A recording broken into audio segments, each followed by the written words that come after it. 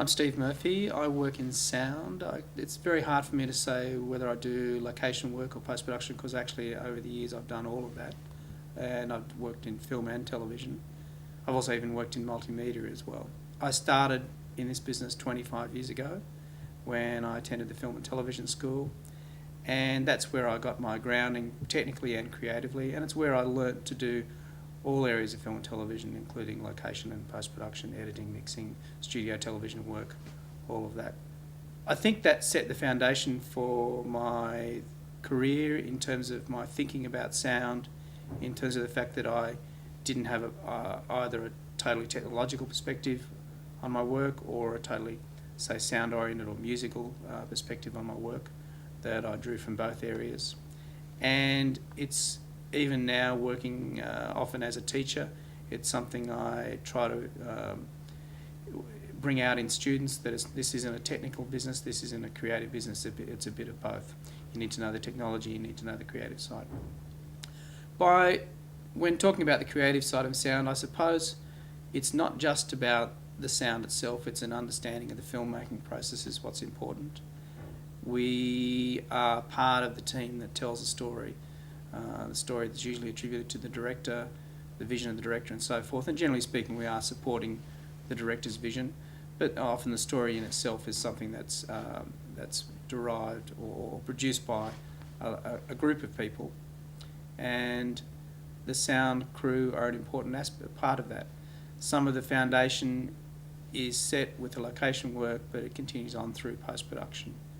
In terms of technology, in those 25 years I've seen many changes. When I first started in this business, location sound was recorded on the Niagara, quarter-inch tape, mono sound on location, one or two microphones on location.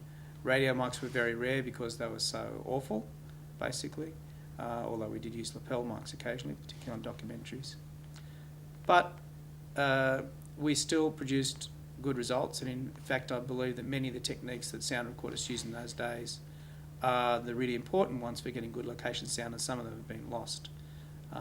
It's about working simply, using simple setups, and usually about good microphone choice and placement, and that's fundamental actually to all aspects of sound. It's been said by Randy Tom and others that one of the reasons we use sound is because sound goes straight to the heart. It's one of the easiest ways to achieve an emotional response or to produce an emotional response. Music's most commonly used in that regard, but other sound, other types of sound, even dialogue, not just effects, other types of sound can also produce an emotional response.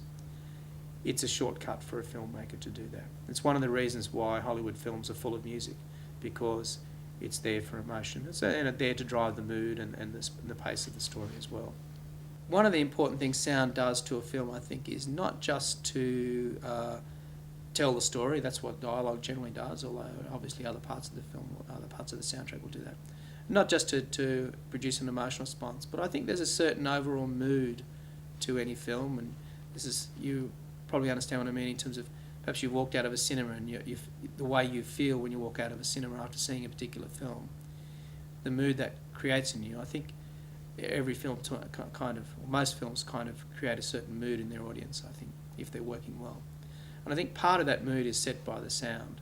I think if there's an important rule in sound, it's basically, as in probably in most other things, is to keep it simple.